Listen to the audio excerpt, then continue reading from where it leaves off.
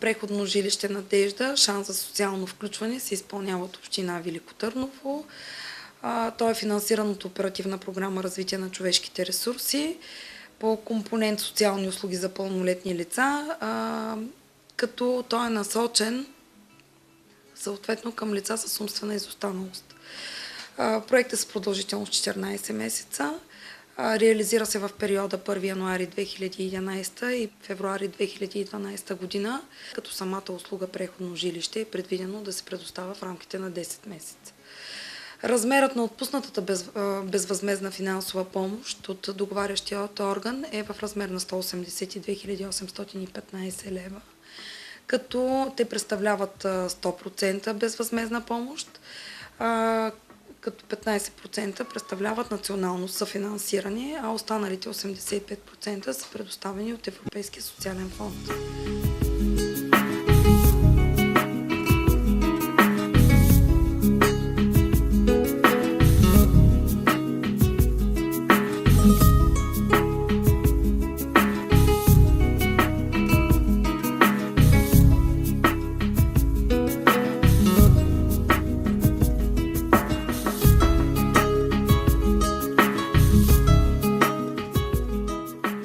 Целевата група включва 8 пълнолетни мъже и жени, като в момента ползващите социални услуги, изведени в социалната услуга, са 4 жени, 4 мъже, като включват възрастова група между 18 и 54 години. В рамките на проекта бяха предвидени дейности, които са насочени към самите потребители, дейности за тяхната адаптация и подготовка за извеждане, съответно дейности, които са насочени вече за работа с тях и които протичат в момента доста така интензивно с цел изграждане на социални умения, и дейности, които са насочени към самия екип на преходното жилище, тъй като в рамките на проекта бяха наети специалисти, които да работят с тях. Съответно, ние заложихме те да бъдат обучени, проведоха се няколко модула в различни направления. Изцяло работата с потребителите е насочена в такива по-практически занимания и предвид на техните специфични увреждания, всички, които работят с тях, наблягат освен на обясненията, наблягат много и използват преди всичко нагледни методи, тъй като по-добре се възприемат и се усвояват нещата. Разиграваме различни ситуационни игри, в които потребителите влизат в различни роли. Трябва да успеят да изразят емоции, също така да се научат да ги разпознават. Преди на това, че с различна степен на умствена изостаналост, също така с част от тях глухонемота, друга част само глухота, потребители с различни увреждания. Целта ни на нас е да овладеят различни жестове, мимики, съответно друга част, които имат проблеми в речевото изговаряне на думите, да се научат да ги изговарят. Успяват да влизат в различни роли, които до сега те не са изпадали в такива ситуации, предвид на това, че те са живяли в една социална институция.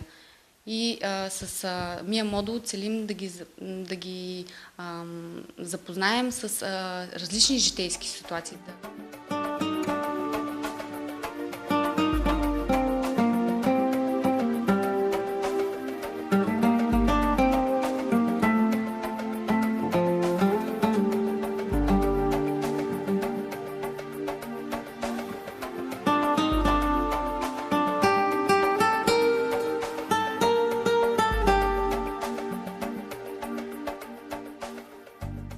Модула ограмотяване условно сме го разделили на български език, математика и околен свят, като се стремим във всяко едно от тези 3 направления да получат някаква база от знания, които отново да им бъдат полезни и същевременно да им бъде интересно в тези занимания. Отново наблягаме на тип презентации, игри, като в направлението околен свят обръщаме внимание на историческите забележителности, на природните забележителности на България. Всичко това води до обогатяване на тяхната обща култура. Методите са игрови и това е възможно най-добрият начин за усвояване на материала. Има различни... използваме песнички, понякога рисунки, оцветяване и това е най-лесният начин за усвояване на материала.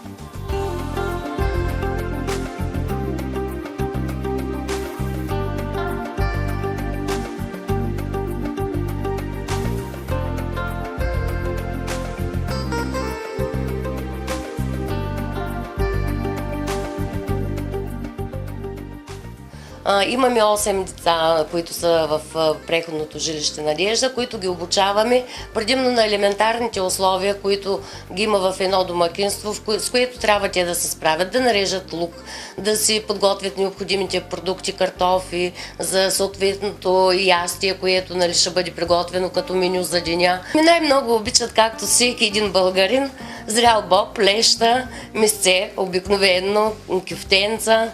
Също така от тия неща се обичат най-много тия от ястията, които приготвят. По-напредналите потребители могат вече сами да се справят, като знаят основните продукти, които влизат в едно хранене, а това са, както знаем, за всяка една гозба трябва да има лук, трябва да има олио, трябва да има сол, за да бъде вкусно приготвено едно ядене. Тия основни неща, които влизат в дадената рецепта, те вече ги знаят и могат да се справят с това нещо.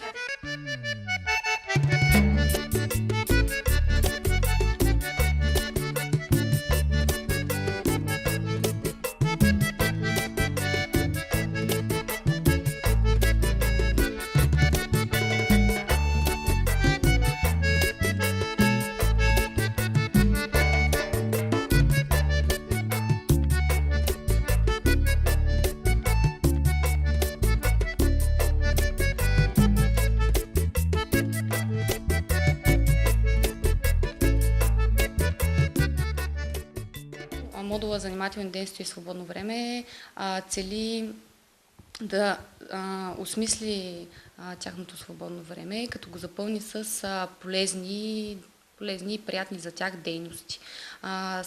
Самия модул е разделен на 4 направления: изобразителна и конструктивна дейност, музика и релаксация, хоби, където всеки потребител по интереси избира какво да се занимава, и последното направление е вестници и списания, където разглеждаме различни печатни издания. Интересуват се какво се случва навън.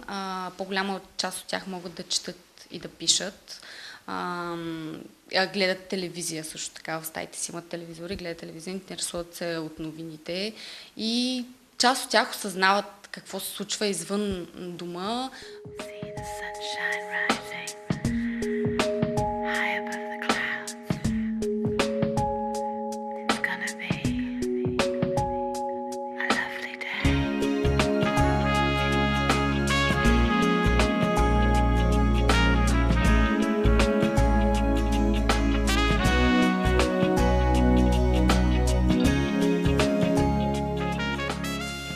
Направленията, които реализирахме, са свързани с тяхното ограмотяване, работа в обучение по четене и писане, математика, околен свят, съответно направление за изграждане на комуникативни умения. Другото ни направление е насочено към развиване на едни умения, по-скоро хоби. Такова направление е цветарството. Целта е да се създадат умения за грижа към цветята, съответно да ги приучим към различни такива трудови умения. Един много интересен модул, това е модула "Аз уча, за да си помагам". Фактически по този модул ние се опитваме да създадем една базова основа за работа с компютър. съответно да ги запознаем с компютъра, с възможностите, които той предоставя. Той стартира така доста по-късно от останалите направления. Целта беше първоначално да изградиме първите стъпки с четенето, с писането, с тия базови умения, за да преминем пък към следващите малко по-сложни, каквито са компютърните. Друго направление, което вече е реализирано, това е направлението за безопасно движение, тъй като по-голямата част от живота на хората е преминал в институции, те нямат такива умения, които доста трудно им е предвижването в по-голям град, разбира се. Така че ние решихме, че това би им било полезно, за да чрез изпълнение на различни такива интерактивни игри и освен теорията, като преобладаващата част бяха игрите и практическите занимания, те да бъдат приучени в умения да се придвижват безопасно в населените места.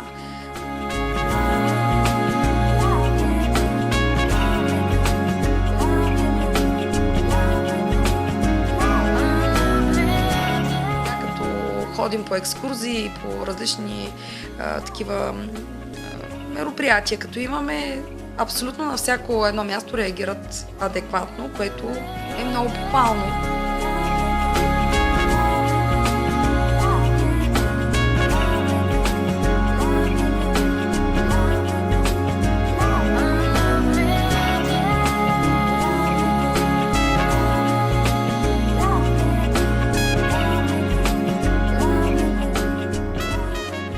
Много важен момент също е провеждането на зелено училище. Зеленото училище включва обобщаване на всички образователни модули, които са проведени. То се проведе в рамките на 3 дена в град Трявна. Съответно в участие взеха всички потребители, екипа на преходното жилище, който работи ежедневно с потребителите и всички обучители реализирали направлението. Така беше едно обобщаване на всичко това, което като цяло те са заучили, това, което са постигнали и съответно в каква насока следва да продължим да работим с тях. В случая това, което правим е поредната стъпка в посока на деинституционализация на лицата от големите домове към малките групови домове, където екип от професионалисти работи по индивидуални планове с лицата и акцента, който поставяме основно, е освояването на умения за самостоятелен начин на живот.